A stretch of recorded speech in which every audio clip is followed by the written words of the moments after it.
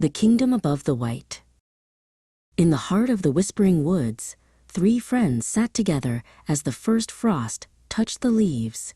Nid, a squirrel with a tail like a silver plume, shared a secret he'd heard from the wind.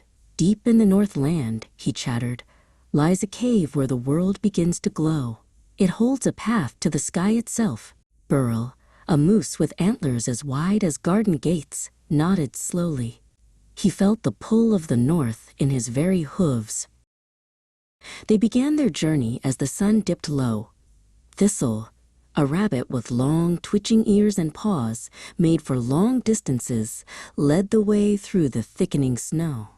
Burl walked steadily behind her, his heavy steps creating a path for his smaller friend. The air grew colder, and the trees grew taller and more silent, draped in heavy coats of white. As they reached the edge of the frozen tundra, Nid spotted something shimmering in the crook of a pine branch. It was a pine cone, but it glowed with a soft, pulsing violet light. Thistle hopped up onto a stump to get a better look. "This is a sign," she whispered. "The magic is waking up." The pine cone pointed the way, its light reflecting in their wide, curious eyes. Following the trail of glowing cones, they finally arrived at the base of the great peak. There, hidden behind a curtain of icicles, was the entrance to the crystal cave.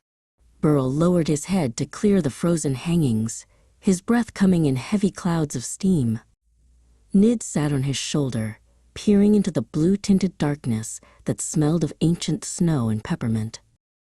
Inside, the cave was not dark at all. The walls were lined with mushrooms that shimmered like stars. Thistle sniffed a cluster of blue fungi, watching as they brightened at her touch. Nid scurried along the cave wall, his claws clicking rhythmically against the stone. Every step they took deeper into the earth felt lighter, as if the ground were losing its grip on them. At the very back of the cave, they found what they had been searching for. It wasn't a door, but a pool of swirling, liquid light standing upright against the rock. Burl stepped closer, the light reflecting off his dark coat. Thistle stood by his hoof, her ears tilted forward.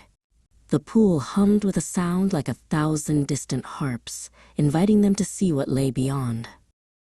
"Together?" Nid asked, his heart drumming against his ribs. Burl nudged the little squirrel with his nose, giving him the courage he needed. With a sudden burst of energy, Nid leaped into the swirling light. Burl took a deep breath, closed his eyes, and stepped forward, feeling the solid cave floor vanish beneath him. They didn't fall, they rose. When Nid opened his eyes, he found himself standing on a surface that felt like warm wool. Thistle was right beside him, blinking in the sudden brilliance. They weren't underground anymore. They were standing on a sea of clouds that stretched out in every direction, soft and solid as a meadow. Burl appeared through a patch of mist, looking marveled at the world above. Near them, trees made of spun sugar and golden thread grew straight out of the clouds.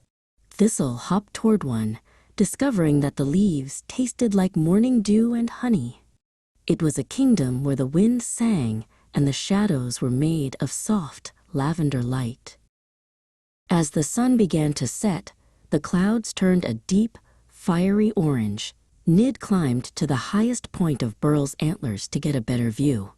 They realized the world was much bigger than their forest, and the sky was a place they could finally call home. The 3 friends watched the stars wake up, not far above their heads, but right beside them.